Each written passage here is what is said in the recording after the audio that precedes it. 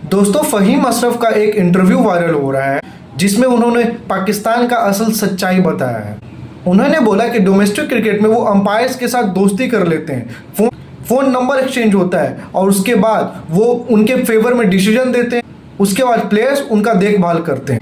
ये खबर सुनने के बाद मेरे दिमाग में ना डॉट्स कनेक्ट होने लगे। आज उसके ऊपर ही वीडियो बनाने आया हूँ मैं। आप बस वीडियो में लास्ट तक बने रहिए। मैं आपको सारा डॉट्स कनेक्ट करके दिखाऊंगा कि ये इतना जो करप्शन हो रहा है, इतना फिक्सिंग हो रहा है, ये पाकिस्तान में क्यों। वो कहते हैं ना कि चोर चाहे कितना भी तेज हो जाए लेकिन कुछ ना कुछ निशानी छोड़ जाता है। ये पाकिस्तानी ना फ़हीम अशरफ को छोड़ गया है निशानी के तौर पर। पूरा भांडा आके 2 सेंटेंस में इन लोग को फोड़ के चला गया भाई पाकिस्तान का।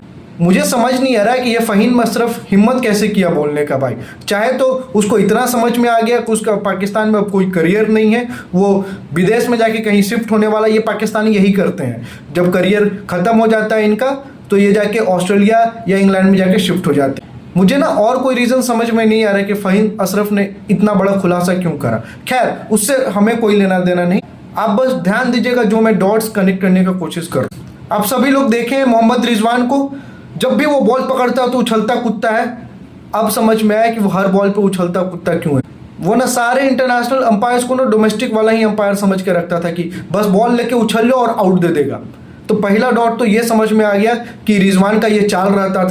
वो सारे इंटरनेशनल अंपायर्स को अपने यहाँ 2 कौड़ी वाला अंपायर समझ के रखा था जो 2-2 रुपये में बिक जा। दूसरा पॉइंट जो मुझे समझ में आया कि इतने जाली प्लेयर्स पाकिस्तान में क्यों आ रहे हैं। मतलब जो प्लेयर आ रहा है वो जाली निकल रहा है। मतलब कि जो प्लेयर नहीं खेलता है उसको कहता है कि वो सेंसेशन है, वो फ्यूचर स्टार है, और जैसे ही वो आता है एक्सपोज होकर रह जाता है। जैसे एग्जाम्पल, इनका हर एक बैट्समैन जो आता है ना वो विराट कोहली बनता है। एग्जाम्पल के लिए 2012-13 में ना उमर अकमल नाम का एक प्लेयर हुआ करता था इनका, उसको बोला कि ये विराट कोहली। हुआ क्या, 2-3 साल बाद उसका भी करियर खत्म। उसके बाद एक प्लेयर आया अहमद शहजाद, उसको भी विराट कोहली का डुप्लीकेट बोला जा रहा था, वो भी आजकल कहीं भी दिख नहीं रहा। उसके बाद नया मार्केट में आया है ये बाबर आजम, उसको किंग बोला जा रहा है, बॉब्जी द किंग कर ले। उसका क्या हालत है वो अभी आप लोग देख ही रहे हैं। इनके ना जितने भी प्लेयर्स बैट्समैन में आते हैं सब किंग बनना चाहता है लेकिन बन के रह जाता है हिंग पिंग, हाँ वही स्त्रीलिंग पुलिंग, हाँ वही। बॉलर्स में देख लीजिए, इनका जो बॉलर भी आता है नंबर 1 बॉलर है। एंड में इनके पास नंबर 1 बॉलर कौन बनता है, हारिस टेपिया जैसा, शाहीन अफरीदी जैसा, ये इनके नंबर 1 बॉलर है। अब समझ में आ रहा है कि इतना जल्दी ये लोग एक्सपोज क्यों हो जाते हैं। रीज़न क्या है ना कि इतना जल्दी ये एक्सपोज क्यों हो जाते हैं, क्योंकि इन्हें मेहनत करके तो विकेट मिलती नहीं है। प्लेयर्स क्या करते हैं कि अंपायर्स को पैसा खिला देते हैं, तो बॉलर्स बस अपील करेगा, अंपायर उसको आउट दे देगा। मेहनत कहाँ लगा, तुम बॉल फेंको, बैट में अगर टच नहीं भी हुआ कीपर पे, हाउ वाज दैट, दे दिया।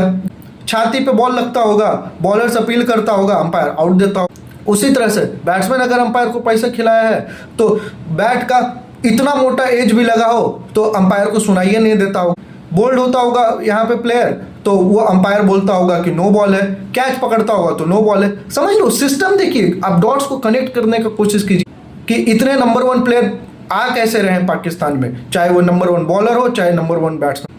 अब समझ में आ रहा है आप लोग को कि इतने फिक्सेस पाकिस्तान से ही क्यों निकलते हैं। वो कहा जाता है ना कि जिसका रूट में ही खराबी है, वो पौधा अगर पेड़ बनेगा भी तो खराब पेड़ ही बनेगा। तो उसी तरह से इनके रूट में है। रूट मतलब डोमेस्टिक किसी भी कंट्री का रूट रहता है, तो रूट में ही इनका फिक्सिंग है। तो बड़े जब लेवल पे आएंगे तब भी वहां भी तो फिक्सिंग ही करेंगे ना। तो आप डॉट्स कनेक्ट करते जाइए, सारा कुछ अब ना सामने आ रहा है आंखों के सामने। थैंक यू फ़हीम अशरफ, तुम्हारा करियर तो भले ही इतना छोटा था लेकिन तुमने ना आज इतना बड़ा राज ना पाकिस्तान को खोल के रख दिया। अब ना मैं आपका ध्यान यहाँ पे लाना चाहूँगा कि ये फिक्सिंग, ये लेन देन हो क्यों। बात घूम फिर के आ जाती है पैसा के ऊपर। आपको पता है कि पाकिस्तान में पैसा है नहीं, तो क्या होता है कि प्लेयर्स और अंपायर्स दोनों को अपना घर चलाना है, तो क्या करते हैं, दोनों अपने में लेन देन का सेटिंग कर लेते। अब प्लेयर को अगर पैसा कमाना है तो इंटरनेशनल खेलना पड़ेगा, तो इंटरनेशनल जब खेलना है तो डोमेस्टिक में विकेट लेना पड़ेगा, रन बनाना पड़ेगा। तो बॉलर अंपायर को पैसा दे देता है, बैट्समैन अंपायर को पैसा दे देता है। जो बॉलर या बैट्समैन पैसा दे देता है उसका करियर बन जाता है, वो आके इंटरनेशनल में 20-30 मैच खेल लेता है, आटा लाने भर पैसा हो जाता है और उसके बाद खुश हो जाता है। उसी तरह से अंपायर को भी तो अपना घर गृहस्थी देखना है, तो वो भी क्या करता है, प्लेयर लोग से पैसा ले लेता है। तो आप समझ रहे हैं सब कुछ इंटरकनेक्टेड है। एक तो क्या बोला इसने कि अंपायर्स दोस्त बन जाते हैं, आप समझते हैं कुछ सारा डॉट्स क्लियर कर। अंपायर इसका दोस्त है जो इसको फिक्सिंग करना सिखा रहा है, फिक्सिंग का आदत दिला रहा है, जो फिक्सिंग सिखा रहा है इनको वो उनका दोस्त है, और जो मर्डर करना सिखा रहा है वो उनका भाई है। देख लो कितना मिलता जुलता परिवार है यार पाकिस्तान में। हम सभी को ना सीखना चाहिए पाकिस्तान से भाईचारा। अब जब मैं आप लोग को बोल रहा हूँ कि प्लेयर्स और अंपायर्स दोनों एक दूसरे के ऊपर डिपेंडेंट है, तो आपके दिमाग में एक सवाल आ रहा हो कि इतना पैसा इन लोग के पास आता कहाँ है कि इतना पैसा दे दे के लेन देन कर लेते। आपने देखा नहीं था कि बाबर आजम जब यूएसए में T20 वर्ल्ड कप हो रहा था तो वहाँ $25 में ऑटोग्राफ दे रहा।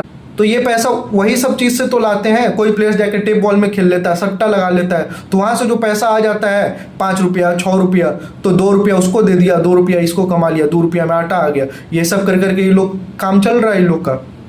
आप देख रहे हैं कितना मिला जुला परिवार है, हम साथ साथ हैं, हर कोई एक दूसरे से कनेक्टेड है। हमारे यहाँ बॉलीवुड में सलमान खान का हम साथ साथ हैं फ्लॉप हो गया। आप एक बार अभी जो मैं आपको कहानी बताया हूँ ना, इसके ऊपर ना आप मूवी जाके बनवा दो, नहीं हिट कर गया तो आप कह देना ये वाला जो हम साथ साथ है मूवी ना दुनिया का सबसे ज़्यादा पैसा कमाने वाला मूवी बनेगा, मैं आपको बता।